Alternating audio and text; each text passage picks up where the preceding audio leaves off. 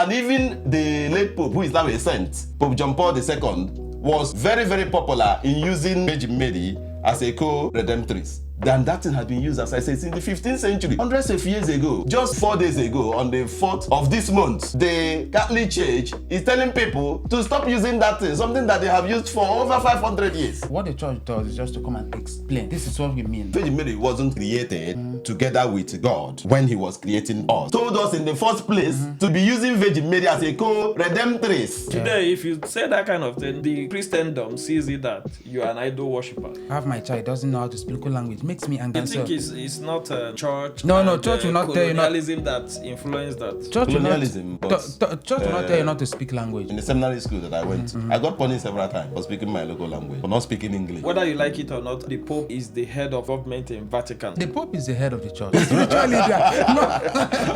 Father doesn't want to agree to that. I won't agree. That's not a wonderful. It doesn't rhyme, you know. No. There is nothing like government is quite different. He's the head of the church. Are you saying that the Pope doesn't oversee the appointment of the head of the bank, a Vatican bank? Listen, I'm aware that some of the cardinals are like ministers, finance ministers. There is always crisis. Most of them. Crisis, division. The division I'm talking about between the children, from this one, all those things.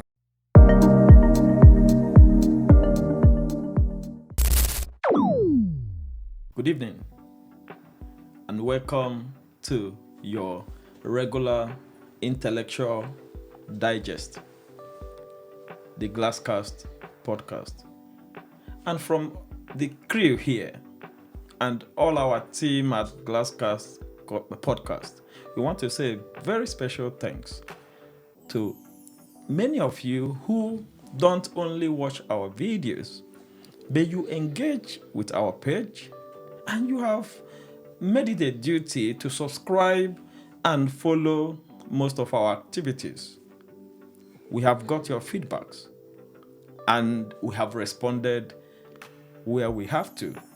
And we have also been inclusive in putting what you have presented to us on your feedback into some of our activities, which you will see some of them in this episode.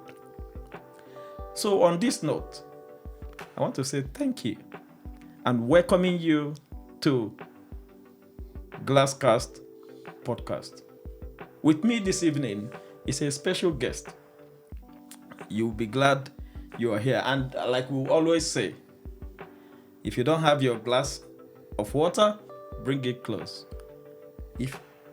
If you have your popcorn somewhere, or if is it cooking, or is it somewhere that you can grab it, please bring it closer, because we have a very interesting discussion today. And you know, when Mazi is with us on this platform, the discussions get quite interesting. So on this note, I want to say once again, welcome, Mazi. Thank you very much. To this episode. And we have a special guest, an uncommon or unusual guest, from whom you will tap from wealth of experience, and you'll be glad you did. We have in the person of Father Livinus. I wouldn't say much. I would let Father Livinus introduce himself to you guys this evening. So relax and enjoy this episode. So Father, can you introduce yourself to our fans, our subscribers, our followers, our listeners, and to every audience we have globally? All right, thank you very much. So my name is Chukwemeka, Father Chukwemeka, Vincent Livinus. So I am a member of the congregation of Sons of Mary, Mother of Mercy. It's a local congregation founded by an African led Bishop Anthony Gugumwedo. So it was one of the first indigenous founded congregation. So we are missionaries work in different parts of the world. By birth, I am from Abia State, Bende. In Abia State, Itumbuzo, my local village, and then Bende, my small town in Abia State. And I was ordained a priest 6 years ago. So I was ordained on the 20th of July 2019, and I worked just 2 years in Nigeria, and then for the past 4 years I've been here in Glasgow, working here in Glasgow. So before now, about 3 years ago, for 3 years I was the parish priest of St. Barnabas Parish in Shettleston before I moved down to East Kilbride just about less than 2 months. So I don't know what again to say. I did my studies in I did my philosophy studies in Oka, Pope John Paul II Major Seminary, in affiliation to UNIZIC. So, and then later on did my theology in Seat of Wisdom Seminary, and then in affiliation to IMSU. I think that's all I will say for now. Well, that's all, Father, I will say for now. And from what you could get from that brief introduction, we have a philosopher in the house, and we have philosophers in the house, and by the time this conversation goes on, you will find out how much Mazi will philosophize some of the subjects of discussion. So, Father, how is your experience, doing this work of God in this part of the world? Why I ask this question is, it's kind of, I don't know, is it a kind of reciprocating what had been done to us? Because the people from this region came to Nigeria, evangelized Nigeria, and indoctrinated people into Christianity. And today, Nigerians are doing the to reciprocate that process. So, how is the experience? I will not like the word indoctrinated because I can sense it. Well. You flinched when you said it. I don't know. So, you asked. I think the question you asked. I think it has two dimensions. Talk about. You spoke about my experience. I don't know. I was wondering if it is a general experience as a priest, or maybe experience here. So in Glasgow. So I'm just. Yeah, I would want to know, like, your experience here, having moved from Nigeria, and you are now doing your pastoral and evangelism work in Glasgow. Well, if you say that the missionaries, they came over to Nigeria and then now we are here to give back, you are correct, honestly, because considering the present situation, it is obvious, So things are not moving, or maybe I would say Christianity is not at its level as before. Years ago. So, and then they have a kind of declining number of people in the priesthood, So, and coming here, we're coming to give back what they have given to us. So you're right to say that. And so far so good, this is a different place altogether. So the experience here and the experience in Nigeria, they are quite different because of the ideology, Here, they are more of they live their personal life, individualistic life, unlike our social life, So trying to enter into this culture to evangelize is a bit is a challenge. It is easier to do that in Nigeria. People are always welcome, So even though we keep struggling, but it's moving, but not. Of course, if you go to someone's house and then they are not too free to welcome you, you to take time, So that's just it. But unlike it is in our culture that people are open to welcoming anyone, So it's just there. So, but so far so good. The experience hasn't been bad. The people are welcoming, and I think our effort here is also yielding fruit because I think they seem to prefer African missionaries. So I'm talking from experience. Some of them are really coming back and they are testifying to our work and what their brothers are doing.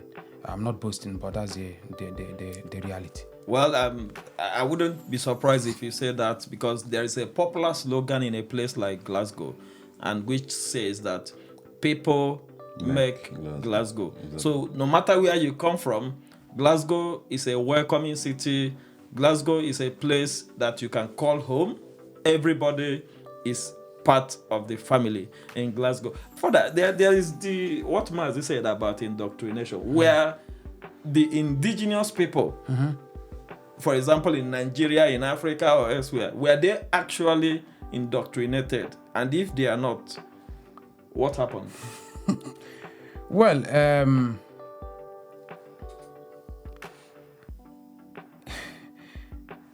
if our people were indoctrinated, well, I think what the missionaries brought about was faith. So in the faith, they preached their doctrine. So to preach the doctrine, if you want to talk about faith, you have to tell people about the doctrine. So when you're talking about indoctrinated, it's as if maybe, I don't know, I think he said it initially, but it's not a word I will go into properly, just maybe, but I would say they gave them the doctrine. That's what I would say.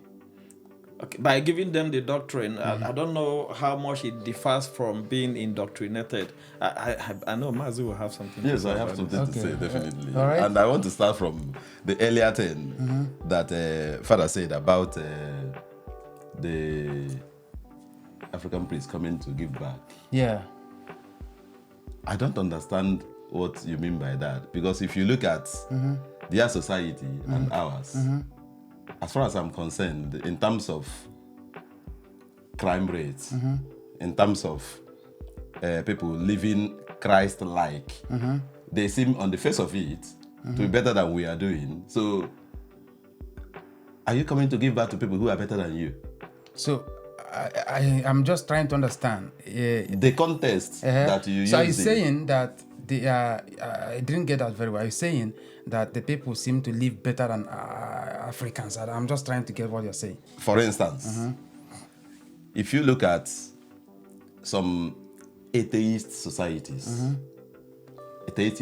like Switzerland, Norway, the Scandinavia, most of them are a society filled with atheists. But if you go to that place, if you're walking on the street and your phone falls off, See, you can find it two months later. It will be kept for you. think, but that is not what happens in our society. So when you say coming to give back, are you coming to re-evangelize the people that indoctrinated you? See, what I'm here to do is to preach faith. I don't know if you understand. So if you're saying that maybe the people are living good life, even someone doesn't need God to live a good life. I don't know if you understand. Yeah, it is morality. We're born with it. I don't know if you understand what I'm saying. So, in as much as we are here to preach, and then religion has to do with talking about good life. You understand? Yeah. So, whether someone we know what the difference between good and bad. So, someone doesn't need God to do what is right. So, what we are here to do is to preach the gospel of Christ.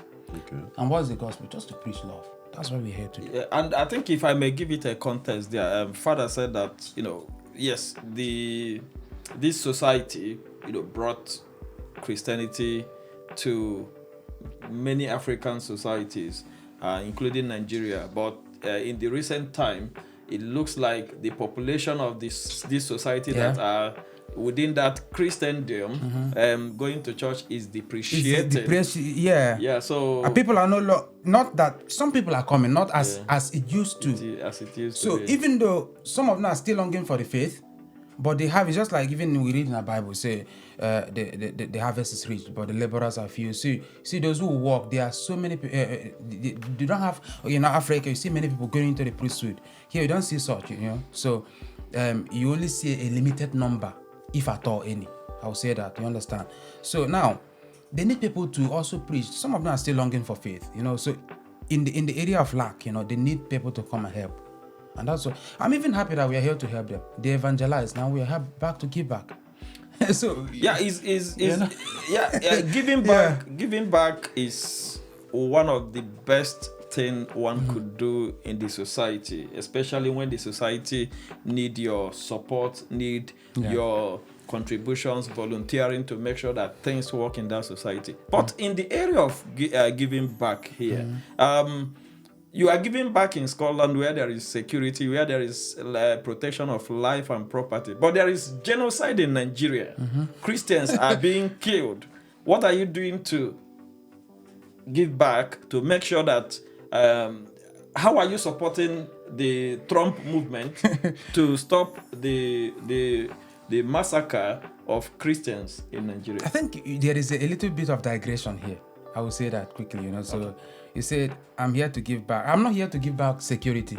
I don't know if you know. So I'm not here to give back that. So I'm only here to preach Christ.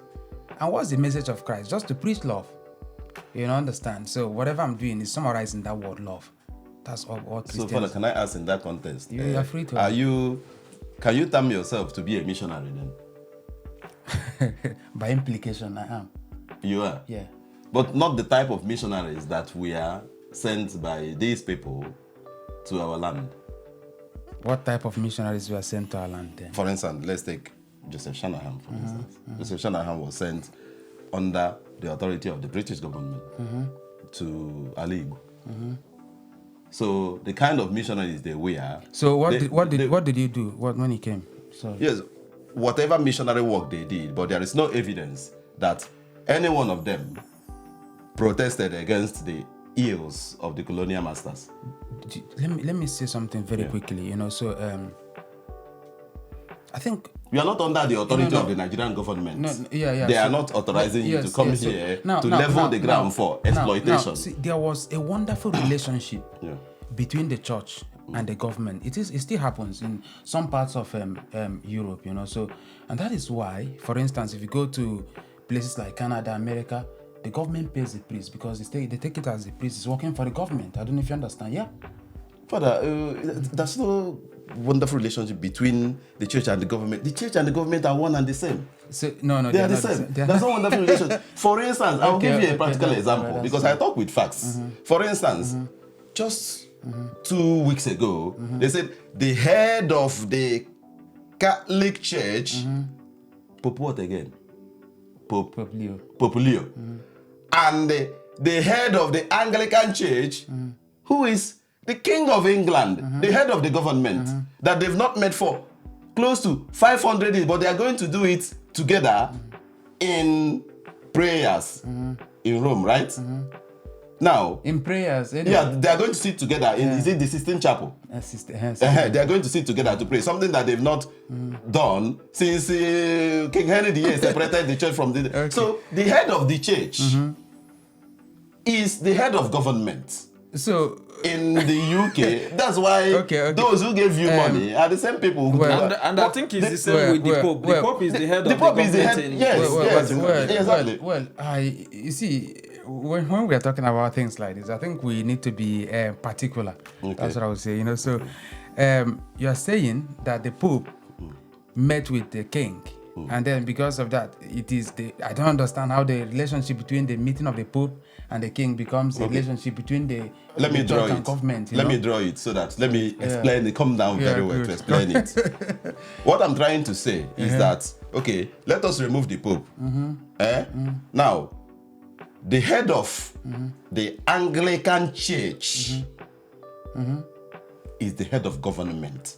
But I'm not an Anglican. Yeah, that's what I'm trying to say. That when you want to separate it and say there is a wonderful relationship between the church and the religion, bear in mind that the church and religion are one and the same. Church and government, rather, are one and the same. So if the king who signs bills in this country, do you know what I want to say? Is the head of their government. Very quickly. See, we use every opportunity we have to evangelize. Yes. So even if when I was doing my apostolic, you want to take me to where I don't want to go. No, further, go anywhere. Even I wanted to go further. You don't want to take me to where I don't want to go. Go. So, now, when I was doing my apostolic work in Ibuku and Anambra State, I think that was when I was doing my second year theology or first year, I can't remember, but that should be around 2015 or 2016. There was one man that was people were avoiding, so people said they don't like talking to this man because he's a wicked man, all those kind of things, So one day I decided to visit the man. That's why I said he's trying to take me to where I don't want to go. So when I visited the man, I sat in his house, gave me colanotogy, he gave me, I was happy to take it. I took it and then I stayed with him. I think he brought some other things, so I can't just really remember. We had a chat, and I saw how this man was welcoming, To some people, it was a scandal. They don't understand why I should go to his house. You understand? But then, for me, every opportunity is a chance to evangelize. Every opportunity is a point of evangelization. Blessing is for everyone. You understand? Whether if I'm going out of this place, someone says, you're a priest, whether the person believes in God or not. I have had an encounter. I've met with a Muslim. He said I should pray for him. One of them gave me his number after having a chat with him, So I invited him to my church. You understand? So now, the Pope says, said, if anyone comes, whether he is a gay or whatever, ask for blessing. Bless the person. You understand? The fact remains that the church is supposed to be in accord with the times. I always have problem with someone saying, because live their life. I don't know if someone says, leave them to live their life. I always have that problem with that kind of word, allow them to live their life, because that's the beginning of chaos in everywhere. What am I trying to say? There are people who are born, how they say, born kleptomanic. They love to steal. You understand? There are people who love, maybe in their blood, they love sucking blood, maybe just to kill people. I don't know if you understand. If you say live their life, that's the beginning of problems. People, if you want to steal, be stealing. It's your life. Live it. It doesn't concern me. Okay. So, and that is where we have laws, and that's where religion came from, or maybe came about. Because the problem, the issue of religion, or maybe an aspect of religion, is about morality. Talking about law, what we should do, what we shouldn't do. Even when we are talking about Christianity or whatever, Judaism, I studied Christianity, I studied Judaism, the other one. I also, you want me to go there? I don't want to go there. for the avoidance of doubt, you used to be on your main. No, there's no doubt about that, honestly. No, so why did you abandon our this thing and go to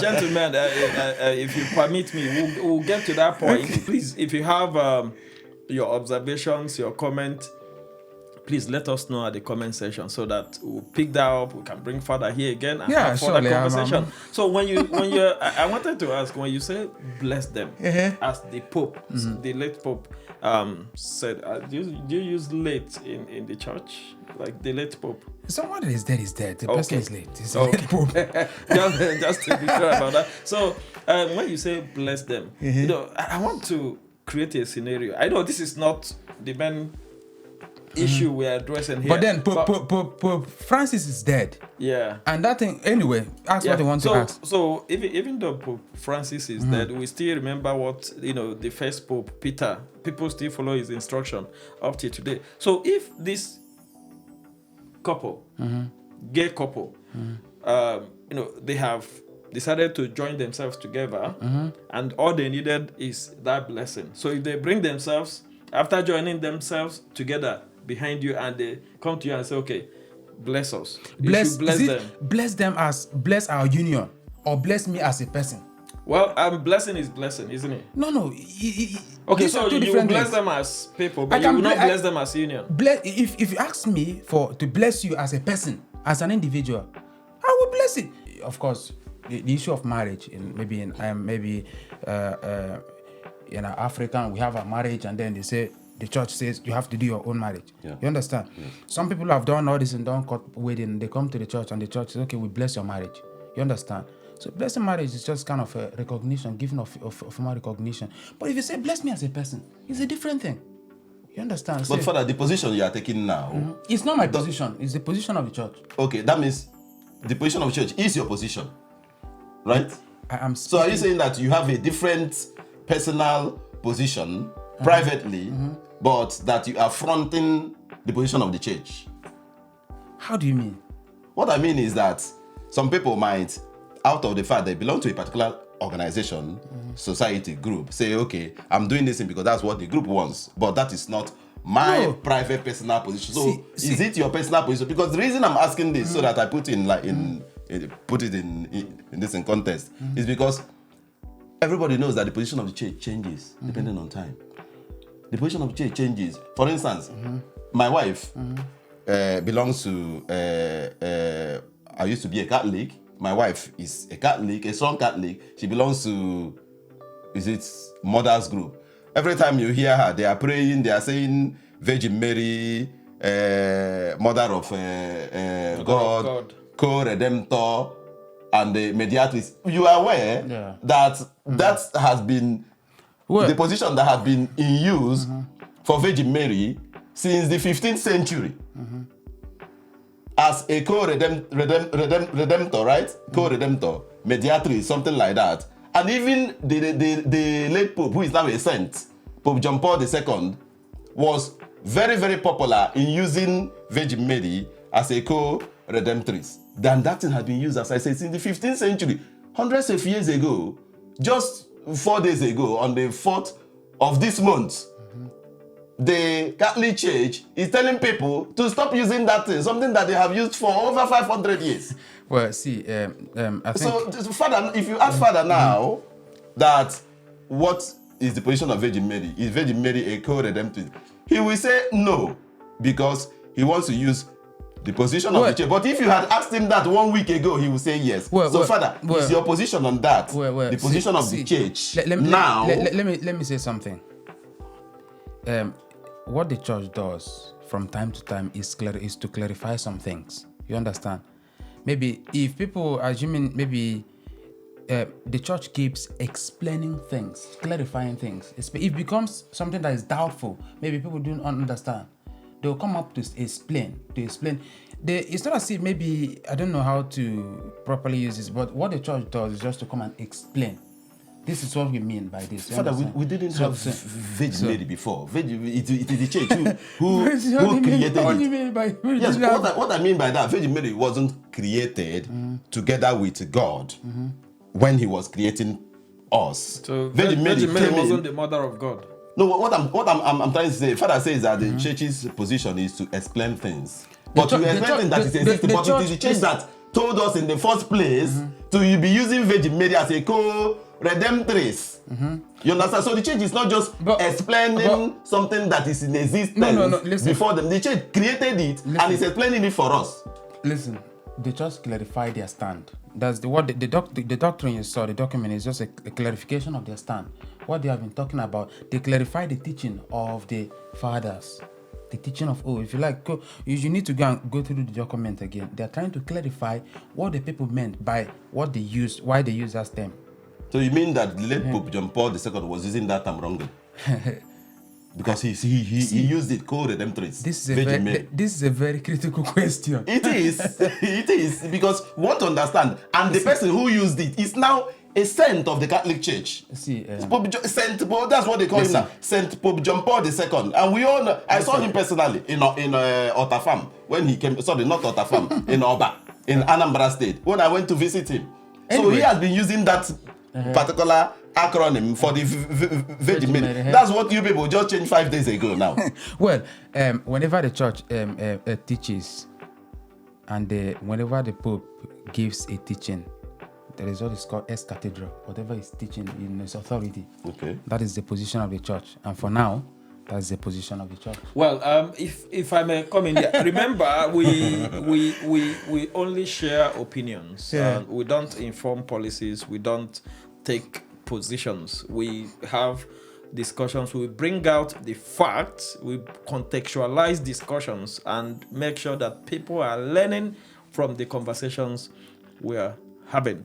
Now, I want to come to what Maze recently just said about the position of the church with cultural practices that we have in our systems, especially in Africa, in Nigeria, in Ghana, because we have our followers from all these places. I want to start by drawing a scenario. I was speaking with a gentleman about 5-6 days ago, and he was telling me that that he's getting married, but he's not properly married. And I was like, how do you mean? He said, he has done the traditional marriage, but he has not done the white wedding.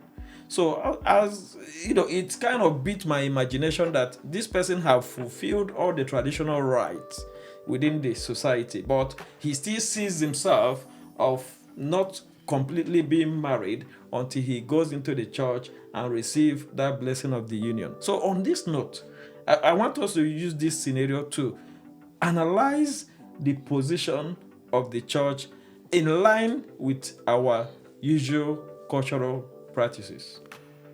Well, I don't think the church has ever opposed any cultural practice except that which goes against human dignity.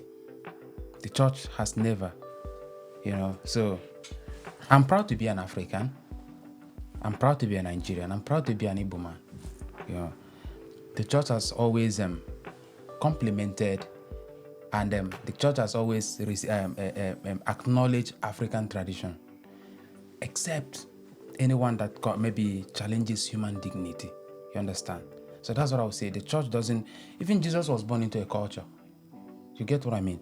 So if you say take out even the Christianity, Catholicism or Christianity, is what we are practicing in Nigeria is you see that the difference is there is a difference between what we practice in Nigeria and what is practiced here, because the Christianity in Nigeria is built on culture. So Christianity doesn't intend or doesn't destroy any culture. I wouldn't even be happy with that. You understand? Yeah, so in this case, I will also, you said what like Christianity or Catholicism does, yeah, in those societies is not to destroy, but maybe they may be blending, because I most of us in African or in Nigerian region, we know that even as children they were taught how to pray in Latin. And you have mass that is done in Latin, and in Igbo land we don't speak Latin in Igbo land. Latin is not our language, and even our first language in Nigeria is not even Latin; it's English. But people are being indoctrinated into using the Latin words or Latin prayers instead of that prayer being said in Igbo. Does it mean that Latin prayer does not have any translation in Igbo, that people are still using it even in 2025? No. I think every prayer that is said in Latin has its translation. Yeah, I think so too. So why do somebody in Ibuku or in Olo or in Eziama or in somewhere in Kwatange using Latin as their but at the same time there is a translation. Even many people, even how will I say, I don't know. I don't think there is any church, any local church, apart from the seminary, where people are being taught Latin in this present age. Apart from maybe I think on first Sunday of the month, most churches say mass in Latin. It's not as if maybe everything is said in Latin. Now the reason is sometimes they want to keep they want to connect to the original language. You understand? So it's not as if it doesn't reduce the importance of Igbo language, no, or it doesn't reduce the importance of any other language. But language is the most critical part of culture. Yeah. So no, that's why I said there is no time they have said stop speaking your language. No one would do that. But going to the church on the first Sunday, like you mentioned, and this elderly lady in that community who doesn't understand how these languages could be translated, and the person is sitting there and somebody is saying mass in Latin, how would the person is not connecting to that worship because the person doesn't understand? Like I said, before the Reformation, even the Bible and other things were written in the New Testament was written in the Old Testament was written in Hebrew language, and then the New Testament was written in Greek language, and then until after Reformation, when translation started, all those things, So, I studied Islam, so I read Quran in the Arabic language. You understand? So sometimes you want to keep in line, keep that connection. So at the same time, it doesn't negate the importance of every local language. So even in our local African culture, or maybe in our home, our villages, the part of Latin, the part of mass that is being said in Latin, if at all, this moment, it's just the introductory, maybe just the common ones people know. Maybe for instance, sign of the cross, and the Lord be with you. Everyone knows the Lord be with you. So when you're talking, the priest cannot give homily in Latin. No one does that. Even it is encouraged that if I am saying mass, this is what they teach, even in Rome. That's why if you listen, if you watch whatever program that's happening in Rome, if they are giving homily, they are preaching, they will preach with the local language there. They speak Italian. So if a priest is in Ibuku saying mass, he should speak Igbo. That's what we are being taught to do. So the homily must be given, or the whatever must be given in the local language, and that's part of it. Like I said, we always promote the culture. Well, when you are saying speaking in Igbo, we know today, let's use Igbo. For context, Igbo are one of the dominant cultures in Nigeria. Is within today the geographical area called the southeastern and part of the southern part of Nigeria, where the Igbos are predominantly located, and Igbo has a very rich culture and experience level of diversity even within cultures. But you find out that since maybe 100 or 150 years ago, when Christianity invaded the Igbo community, because they didn't come in, they invaded the Igbo community, and they began to teach people to throw away how they used to pray within the cultural practice. Like in Igbo, when they pray, after praying, they don't say amen, or they don't say it, they say, some people will say ha, those kind of things. Today, if you say that kind of thing, the Christendom sees it that you are an idol worshiper, and you should be ostracized. I think you may be wrong, honestly. No, that's true, Father.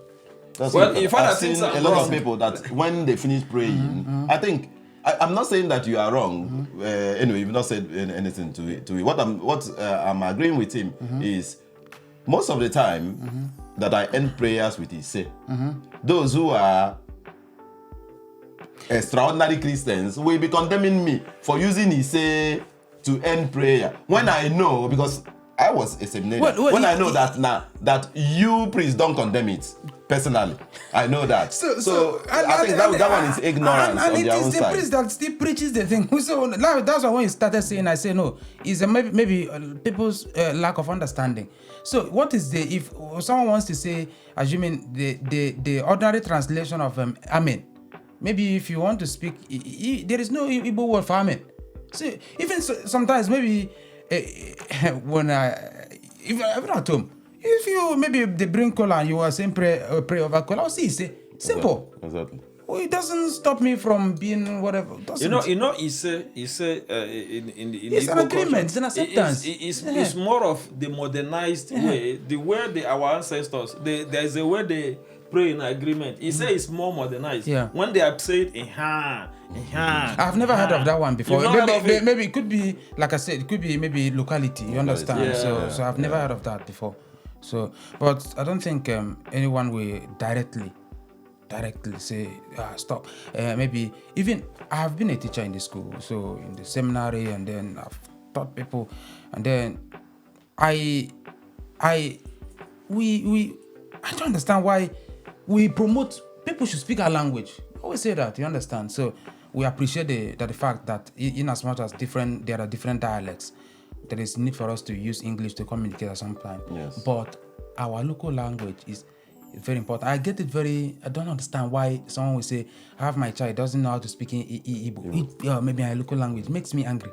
So that's part of our culture. You think it's not church? No, church will not tell you not. Colonialism that influenced that. Church will not tell you not to speak language. You speak your language. No one will do Father, that. of modern times, that might be what you people have started to encourage, but we know that that's what used to happen. In the seminary school that I went to, I got punished several times for speaking my local language. Well, you know that...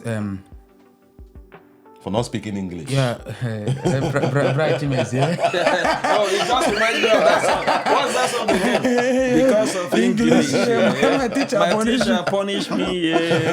English. So I think at the same time, there are days they say they encourage people to speak it, but that's why even in the seminary, Igbo language is being taught as a course. We learn it as we promote language. We shouldn't. Even I feel ashamed of myself. If I phone someone now, I speak my local dialect. I don't. If you see me speak English on phone, know that the person I'm speaking with maybe doesn't understand my local dialect. You understand? So I don't understand why people neither. In fact, the mass you celebrate. That's why we have the Igbo translation, our local translation. So it's part of that. And that's why I also mentioned before that that even the way we practice our Christianity here is different from the way we practice Nigeria. And that's why you see that when some people who move from Nigeria and they come over here, they will be scandalized with a kind of celebration here. Like they will be saying, is it the same mass we've been going? It's so boring here, you know. So that's not how we. I think the one day I was having a chat with you and I told the reason, you know. Yeah. So you know, so it's just what we are celebrating there is a kind of syncretism. It's a kind of combination of the Western way of saying mass and our own local way. You know, of course, dancing is part of our culture. You know, we dance. We love dancing. All these things that will lift up your spirit. All these things. So taking it away, the Christianity won't survive. If you tell them to stop in Africa, to stop it, stop beating drums, stop doing all those things. I've told you before that even the drums, they are things that we are using in African traditional worship. You know, all those things. You know, so if you tell them to stop, Christianity will just die. So if you want to kill Christianity just now, let the church command people in Africa not to use any musical instrument. Everyone will abandon. That's the simplest way to abandon the faith. That's just it. So in order to encourage people to still be in Christianity, they need to integrate Yes. the local practices Yes. into the Christian faith. But Father, I wanted to take you on this issue that you raised earlier about we are preaching morality. Sometimes I see it that religion is different from morality. And religion is different from morality. Yeah, the example is littered all over the Bible. So, from sorry. as early as the Genesis, Exodus, Leviticus, Numbers, Deuteronomy. If you read it there, you will see laws and laws of immorality supported by the God of the Bible. And that is religion. Like what? You know, so like killing of people. Well. You know,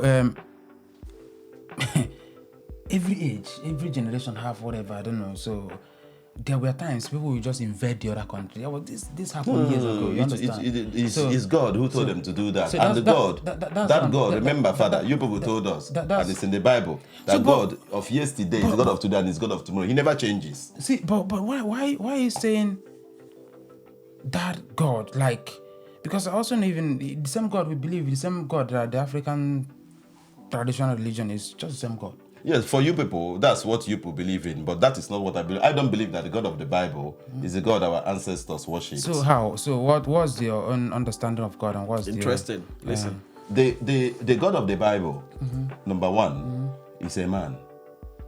So no, see.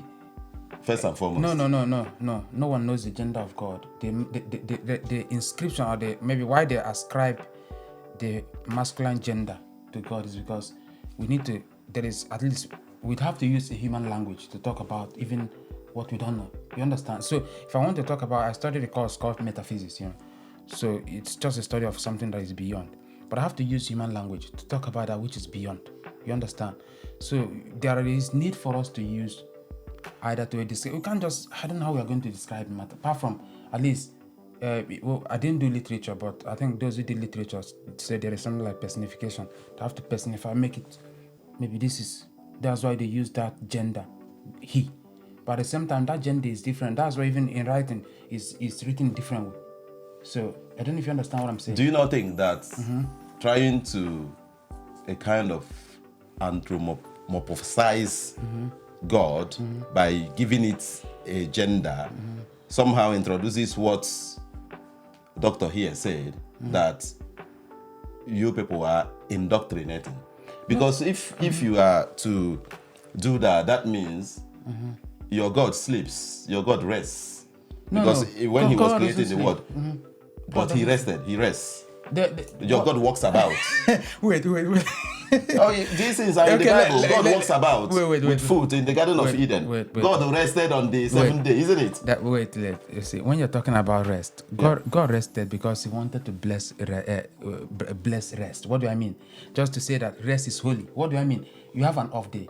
You understand? So the importance of rest, that you cannot work all the time. Okay, what of when God came out and was battling with Jacob, and Jacob even defeated God? How do you mean? What do you mean, please? Yeah, he battled with him. Battle with what? Physically. It's in the Bible. But you should know that. I shouldn't be telling you Tell that. You're a me. priest. Tell me. I'm listening. Tell me. I want you to tell me. You want me to tell you? Yes, please. There was no time that Jacob battled with God Tell me. I'm and listening. defeated him. I'm just listening. Just tell me how. No, you should tell me. It's in the Bible. If you want me to get it for you, I'll Tell get it for me. you. Now, what kind of battle? You know, you said the battle you were fighting. Yeah, physical fighting. But God came and fought with Jacob. How? You want me to show you? I can pick my phone there. That's the beauty of the internet. So tell me, just give me the story. How did it happen, please? The message that I'm trying to pass across is that there is no morality in religion. In the sense that if you pick your Bible today, there are certain areas in the Bible that I wouldn't even allow my children to read. Because when I open it, they are filled with lots and lots of immoralities. Some of them supported by God. I don't know. You understand? I would want that the to... killing of women and children, the Amalekites, those during the time the Israelites were living. That was during war, huh? So, that was during war. You understand, huh? No. That was not during war. The counter between the Israelites and the Amalekites, I know.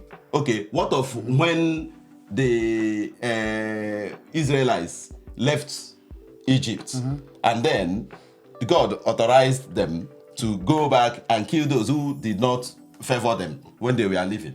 How? Just because they're talking about the living of is in the book of Exodus. So God authorized them when they left. So God told them to go back and kill or what? Yeah, God told them to go kill the Midianites. Yes, kill them and don't leave any person. Whatever you are saying, the Bible is out of is written out of divine revelation. You understand? So if you ask, there are some things you ask me that personally I have no answer to it. That's just the truth. So there are some things, because the Bible even itself, whatever is written is mystical, and everything that is mystical, there are things I can answer, and there are things that are above me, and that's just the truth. And I think I will stop there. Simple. Father, that one is beyond you. No, it's not beyond me. It's beyond you if you cannot answer it. No, it's not beyond me. Cannot be beyond me. The thing is that maybe Father wouldn't want to confuse our listeners. Personally, I think sometimes we go some kind of digression. You understand? Father,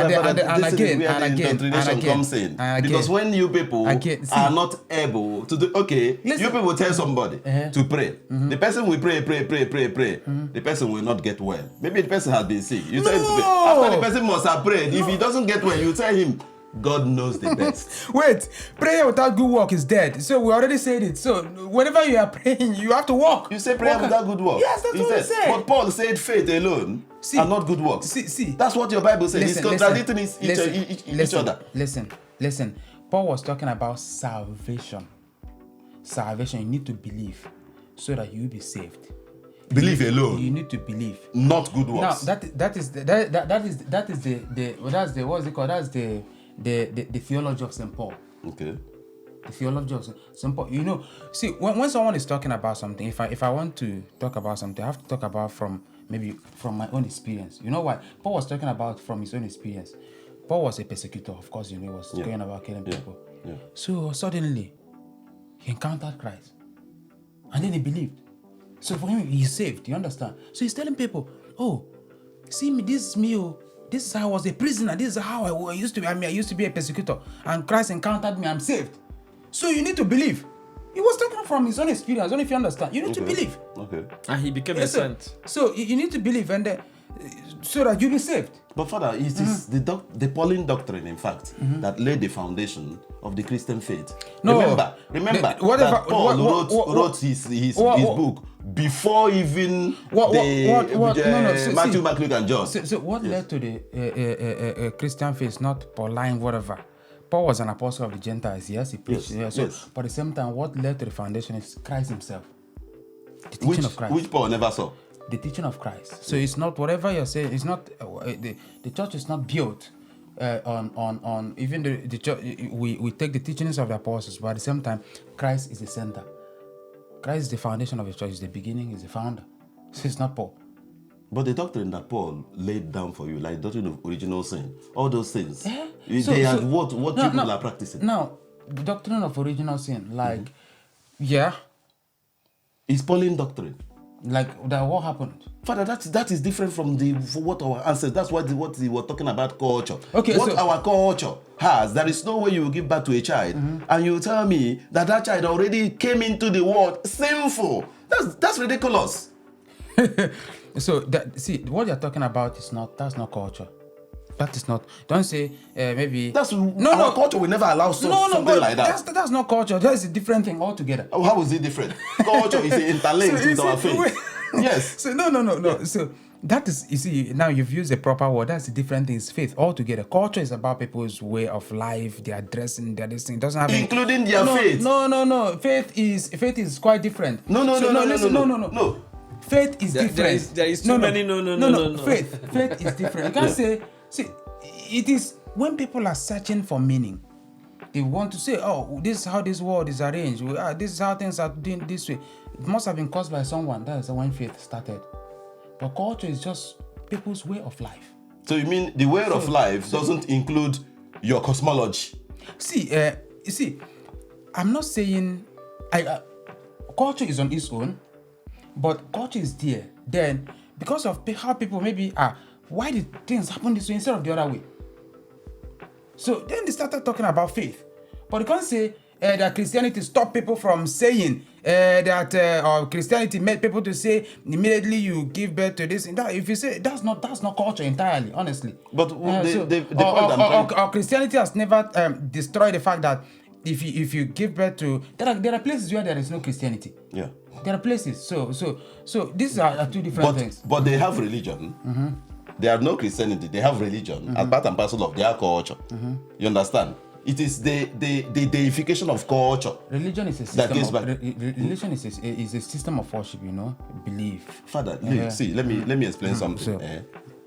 If today, you, Father, you were born in India, you wouldn't have been a reverend father sitting. But here I cannot be born in India apart from being born in exactly. place. So you are sitting here now as a reverend father because of where you were born. Yeah, that means it is the deification of your culture that created that. That's why if you go to India, they have a different faith. If you go to Saudi Arabia, they have a different faith. This one that you are worshiping is the culture of the European. Even that is when you say you just stated it here that when you come to their church, you don't feel belong. You feel what is happening here because of culture. In order to allow that their culture to work, Father, you said it. In order to allow that their culture to work, you need to imbibe in our land the Christianity with our culture. No, you see, you're not going to the point of culture. You see, you're mixing different things. Okay. Culture is the way people do live their life.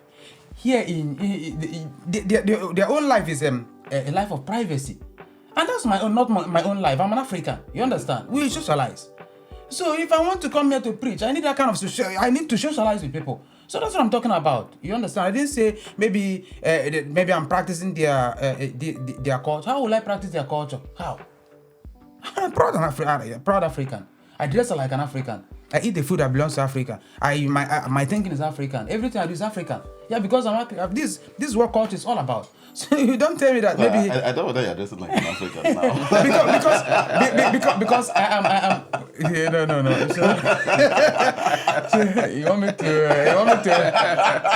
you're not even dressing like an African. And he's not even dressing like an African. And I think we'll catch we borrow. Sometimes we borrow things. Culture exactly. We borrow things from different places. Definitely you understand? Borrow, So if we borrow the good aspect, throw away for instance, their culture. They say in our culture we practice polygamy.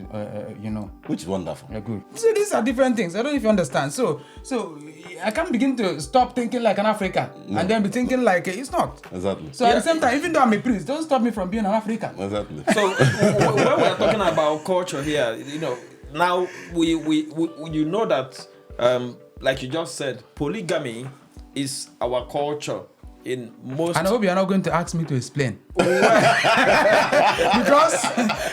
I'm a priest. He's a novice in that area. No, I'm not a novice. No, Father, you're a novice. You're not married. Are you married? Yeah, I don't need to be married before, you see. Before I talk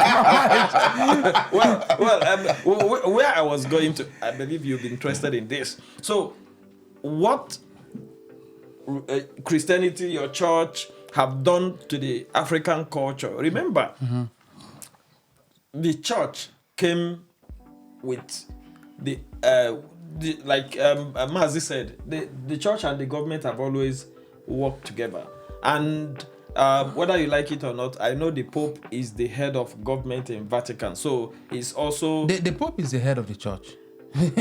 Well, he's the head of the government. He's the leader of the church. He's the leader of the church and the head of state of the Vatican. He's the head of state of the Vatican. That's fine, but not as a political leader. He's a spiritual leader. Head of government is head of government. So he's a spiritual leader. No. But I doesn't want to agree to that. I won't agree. Okay, so he's the spiritual leader of the government. No, that's not a wonderful. It doesn't rhyme, you know. Yeah, because we have conflicts. If you begin with a faulty premise, how are we going to arrive at a wonderful conclusion? I don't know if it's faulty, because we know that there are countries whom their leaders are spiritual leader and political leader. Yeah. Like if you go to a place like countries. if you go to Iran, if you go to places like Saudi Arabia and all that. So if we say that the Pope is the head of the church and head of government, he could as well be the spiritual head of the government. No. There is nothing like it's not. Government is quite different. Oh, he's the head of the church. I agree, but not the head of which government? Are you saying that the Pope doesn't oversee the appointment of the bank in Vatican? What do you mean? As in the appointment of the head of the bank, Vatican Bank. What I know, because I'm aware that some of the cardinals are like ministers, finance ministers. Exactly.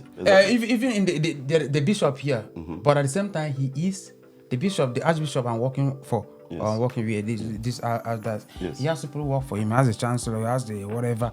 At the same time, he is the archbishop and in charge of the church and not government. These are two different things, honestly. I don't know. We need to find out, does Vatican have an operating government outside the There is nothing like there is no. See, Father, why not explain it for us? What is the status of the Vatican City? Vatican as a city. What is it? How? So what is, because we know that the Father church is responding with questions. I want him to explain. the church struck a kind of agreement even during the time of Benito Mussolini in order to preserve The Vatican. Exactly. So because they want it to be like the spiritual body. It doesn't have whatever that is happening in Vatican, it has nothing to do with them. It doesn't have any political affair. It's nothing. So I cannot accept that for maybe to say or to link the Vatican City. It's just like saying, how will I say, maybe in my parish, I'm the parish priest, you understand? So at the same time, I see to the affairs of everything. I have people who work for me, even the finance, everything. I have people who work for me. At the same time, you cannot identify, maybe associate me with, say, maybe I'm the just like the governor of the church. No, I'm only the parish priest. Well, that's the church, but this one is a city. No. Even though, you see, it's just like it is. They don't want to. Okay, why is it not maybe adopted into the Italian whatever entirely? So because that's just a separate body, a church. But if you go to the United Nations, you will see it as a Vatican City there. Yeah, it doesn't matter. It doesn't matter. Yeah, it doesn't matter. How does it not matter? Because the Vatican City. It has defined boundaries. Well, gentlemen, I think we would dedicate time to this aspect. I think I was trying to provide context to what I was going to say, and it's related to polygamy.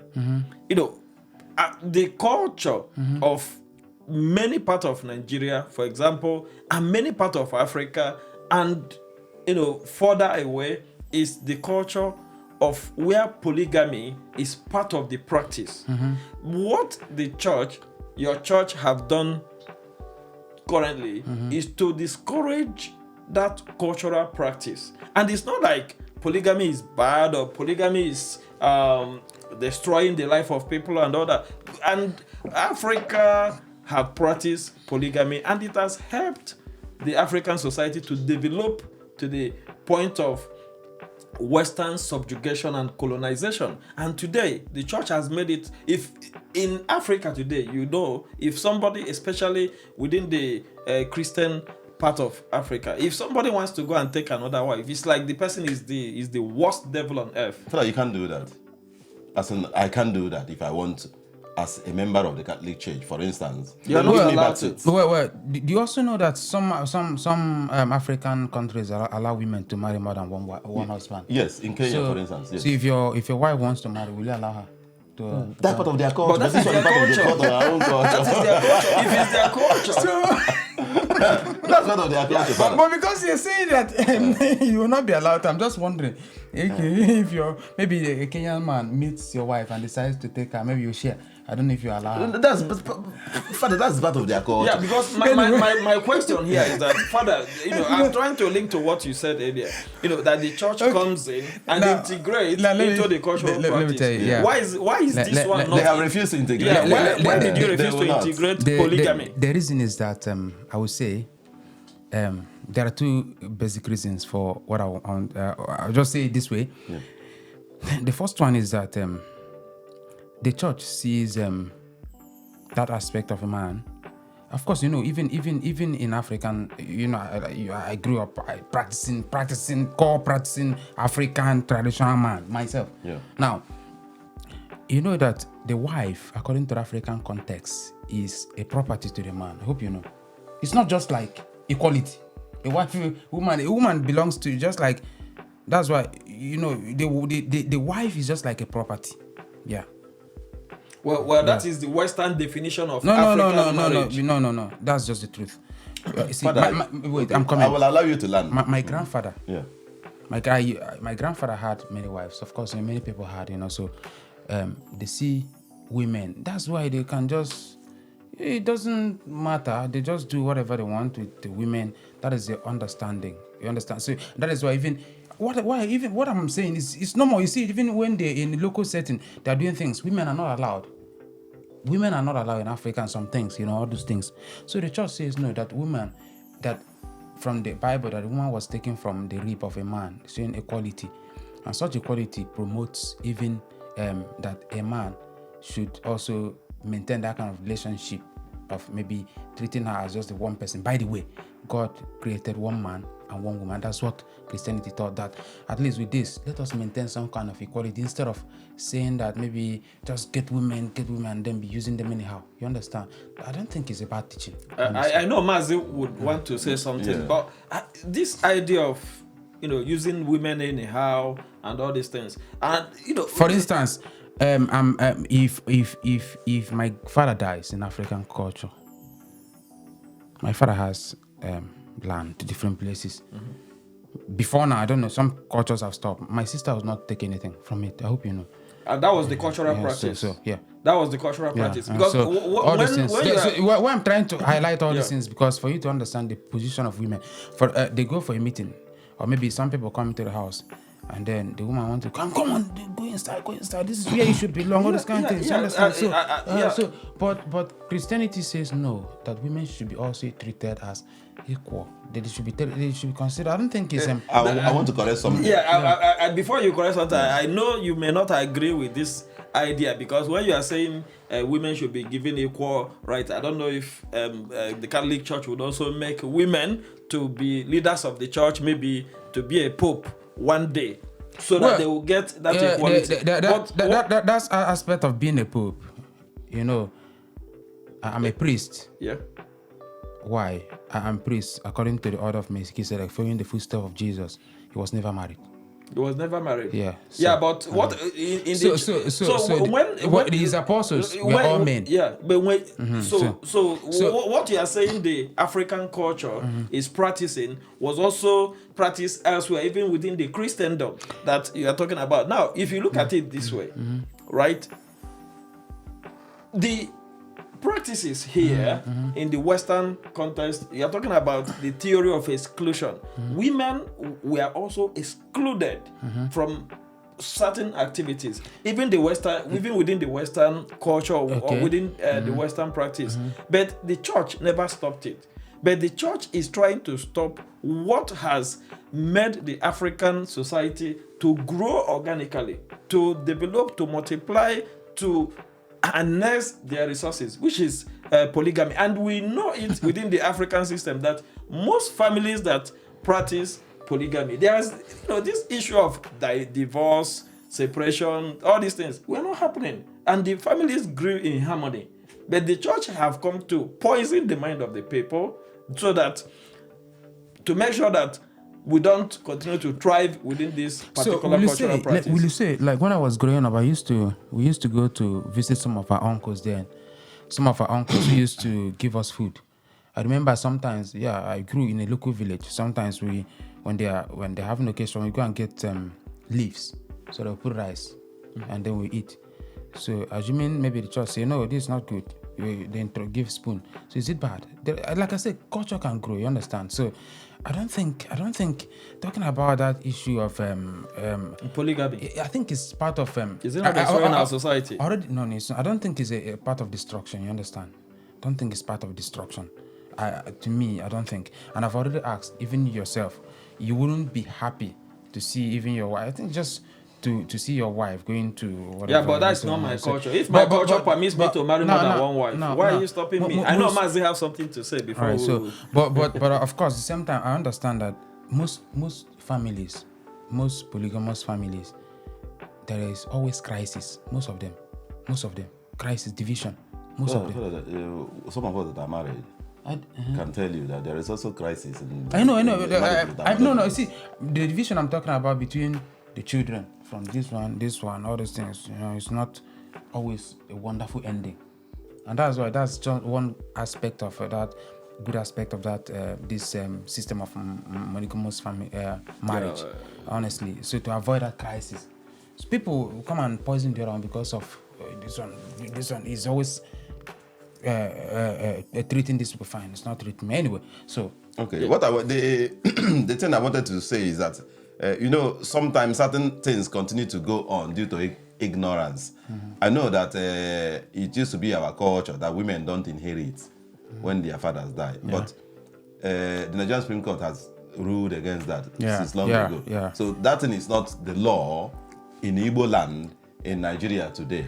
Those who don't know this will continue to be disinherited. Women will continue to be disinherited by their families as a result of the fact of ignorance, that they are not aware. If you are a woman and your father has lands and your father is late and there is division of property and they decided that it is the male children that will inherit, take them to court and take your share. You are entitled to that property. That is the Nigerian law.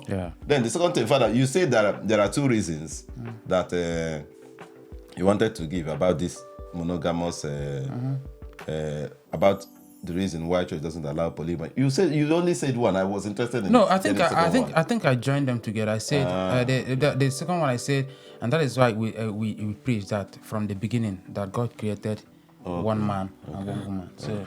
Okay, but then the third one, please, if you should permit me, the third one is, Father, in all honesty, sometimes I don't think that. I know the church wants to appear moral, but I don't think that the statement you made about equality as regards women in the Bible is correct, because the Bible is a patriarchal document. Yeah, if you go through it from the Old Testament to the New Testament, it's littered let me tell you. With the humanization of the women. Perfect. Even in the New Testament, even Paul that you called in 1 Corinthians. I will help you on that. 14 said it expressly. Women, sit down in the church. Don't talk. Wait. I will help you on that. See, you even see that there are limited writings about women in the Bible. Why? Because the Bible was written on a particular culture. This issue of culture. And that is why most times I see even most of African culture, from where I came from, Igbo, I see that it is most of the practices just close to, I studied Judaism, it's close to Jewish culture, proper, whether we like it or not. Because I've studied it, I see most of the things we do, burial system, belief system, socialization, dressing, thinking, everything, just the same. You understand? If you study very well, you understand what I'm saying. Now, the Bible was written on a particular culture. It's just almost the same thing that is happening in our local, for instance, let me say my Igbo land where I came from. Yeah. So that women are not treated there very well, those things, Bible was written on a culture. That women are not seen, it was written on a culture. All these things, it's just the same thing, you understand? But at the same time, Christianity says no. I don't know if you understand. So you remember that where did Christianity say no? Because it's not in the Bible. Listen. Listen, of course, you know that the Bible is a combination of Old Testament and the New Testament. Yeah. The Old Testament is born of Jewish culture, proper. What I'm talking about is the New Testament. 1 Corinthians 14:34 is listen, in the New Testament. I see. You see here, you are talking about, and you quoted Paul. Paul was talking about different duties in the church. You understand? It was three. You see, if you read that verse you just quoted, you see where he said, "This is the duty for the priest. This is the duty for the men. This is duty for the women." You see, he said different things. If you also read through the Bible, you see that St. Paul you are talking about, also spoke about equality. In fact, he was the one even that wrote to Onesimus about his wrote to Timothy about his servant Onesimus, talking about equality. You understand? It was also St. Paul that spoke about in the family that husband, honor your wife, respect your husband, that you together you are one. You understand? You don't just take one aspect. He was talking about a particular thing, talking about different. Everyone have their own duties, roles in the family. Well, so that's why. Father, as we continue to talk about this, it's a very broad discussion. Just for us to round off, Trump is coming to Nigeria, and I don't know, maybe by the time we are leaving the studio, if he has started, If they've landed. Yes, if they've landed. Okay. And he's coming for a purpose. Christian genocide must be dealt with. What is your position on this before we round up? Well, I also listened to the present, what's it called, Senate President of Nigeria, Ababio, and he was asked the same question. He said, you know what he answered? He said, "It is me that you are asking me about Trump. What do you want me to say about Trump? So you want me to oppose what Trump is coming to do?" So at the same time, even though I'm not going to oppose, if Trump, of course, terrorism has been a case in Nigeria. If Trump says he's coming to help, good and fine. All of us, some or many people were afraid to go to Nigeria because of the different cases of kidnapping, terrorism, and is an increase. I think, of course, people say, and that's the truth, that terrorism in Nigeria is not just about something that came up, but this seems to have a kind of a political outlook, maybe being sponsored by some people. And that means the terrorism we are talking about is on higher class. So it needs a superior power. Exactly. Otherwise, the lower ones, it's to be difficult. So them, if Trump is coming, good and fine. He has a more superior power. Let him help. Simple. Well, if Trump is coming, let him help. And on this note, I want to say, you would agree with me that it has been a very, very important and elaborate discussion. And when you have great intellectuals, the philosophers in the house, you would hear a lot of theorization of several concepts. So you would agree with me today that it's been a fantastic episode, and the discussion is still ongoing because we will still bring Father in the house. We are grateful that he had time to come. Yeah, so it doesn't easy to get him. If you know what it took us to get Father to sit with us, across his busy schedule, but we are able to make it here today. And I would encourage you, listen to this, digest it. Remember, we don't inform policies, we don't inform any government, political, religious, whatever positions. We are only here to bring context in our discussions, and we want to see how far you have engaged in this conversation. Share with us in the comment section what you think about this subject today, and always like and subscribe to our page. Inform others. You that have been viewing our page, if you have not subscribed, it's a great opportunity for you to subscribe so that you can get updates when we have new episode coming up. And on this note, I want to say a very special thank you to our Father in the house, and to Mazi. I want to say thank you for doing this with us once again. Thank you very much. Yeah, and from our crew at Glasscast Podcast, we want to say a very special thank you for you to be with us and have stayed with us all this while. We will encourage you to continue to engage with us. We'll see you in the next episode. Thank you. Have a good evening.